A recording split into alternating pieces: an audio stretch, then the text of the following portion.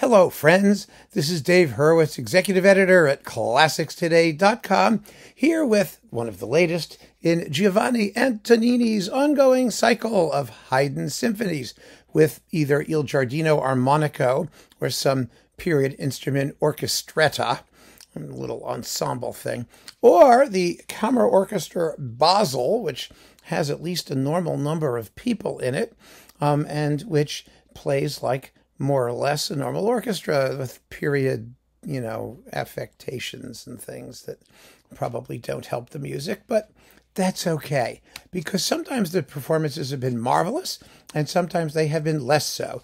This is one of the marvelous ones. You get symphonies 53, 54, 33, and an extra special bonus, which we'll talk about in a second.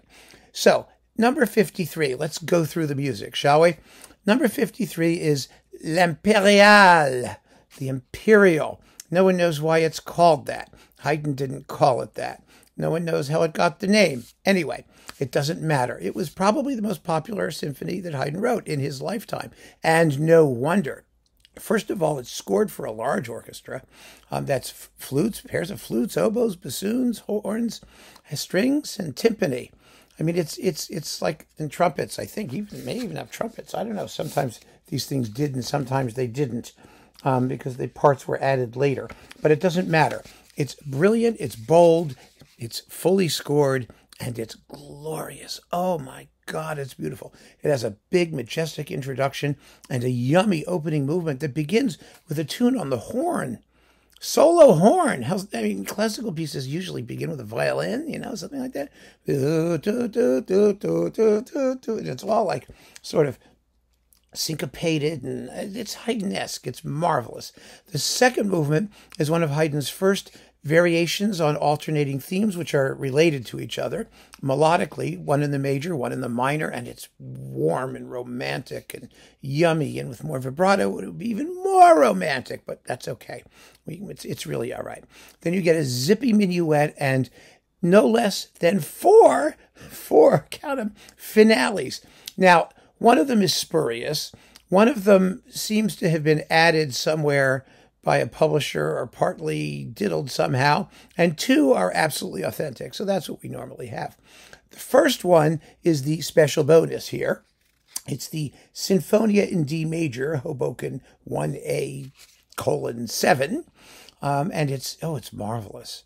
It's just wonderful. You kind of wonder why Haydn replaced it, but he replaced it with something really quirky, something called Capriccio, and capricious it kind of is. It has some very, very interesting formal and melodic hiccups, shall we say, that are really, really fun. And the timpani have a slamming solo at the very, very end. It's really nifty. It's a wonderful symphony, and it's virtually unknown today, which really blows my mind, because it's as great a symphony as Haydn or anyone else ever wrote, and it's fabulous. So that's 53. 54. 54 is just as glorious as 53. It has an opening theme, again, led off by the horns, but this time both of them, a pair of them, with an underlying rhythm, bum ba dum bum bum, bum ba dum bum bum, like that.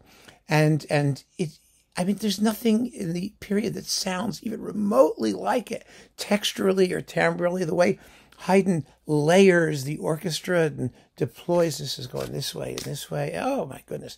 It really is exceptional. The slow movement is spooky and desolate and very, very interesting. Expressively, completely on another planet. I mean, again, there's no other composers doing anything that approaches this depth. And these are symphonies, by the way, that were supposed to be sort of light and frivolous, because Haydn was, at this point in the 1770s, working almost exclusively as an opera producer for his prince, and it was writing his own symphonies and other things as quickly as he possibly could, and using bits of theatrical music and whatnot that he had laying around. And so people used that as an excuse to try and say that these pieces aren't as interesting as the Sturm und Drang symphonies, because, they don't spend their lives dwelling in miserable minor keys.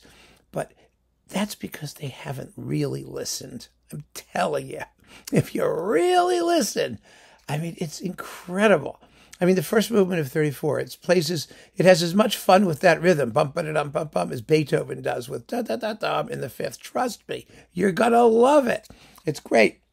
Just great. Now, number 33 is about a decade earlier. It's one of Haydn's, brilliant C major with C alto horns and timpani and all that. It's a wonderful festive piece, full of rousing good spirits and delicious ideas. And then, of course, we get the extra finale from number 53, which is just incredibly brilliant, and it's impossible to choose between them. Wait for the Haydn 53 episode of the Haydn Symphony Crusade, which as of this moment, I haven't done yet, but it's coming very shortly. So maybe if you watch this in the year 2856, it already will be done.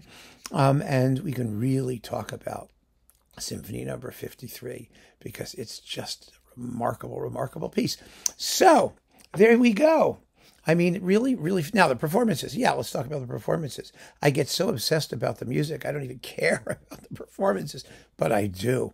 They're really good in this case. They're really good. He's got, Antonini's got a good-sized orchestra. They're very disciplined. The performances are crisp and lively. The slow movements, like I said, could have a little bit more gush to them.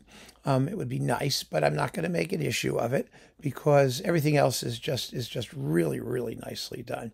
It's amazing how modern Haydn sounds. I mean, it really does. I forget the instruments and all that stuff. I mean, just the performance. See, I keep coming back to the music.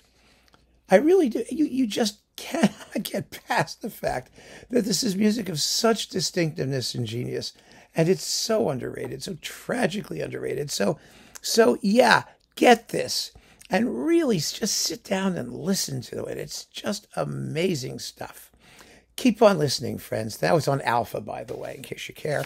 And it's just like I said, it's great. So keep on listening, friends, and thank you so much for joining me. Take care.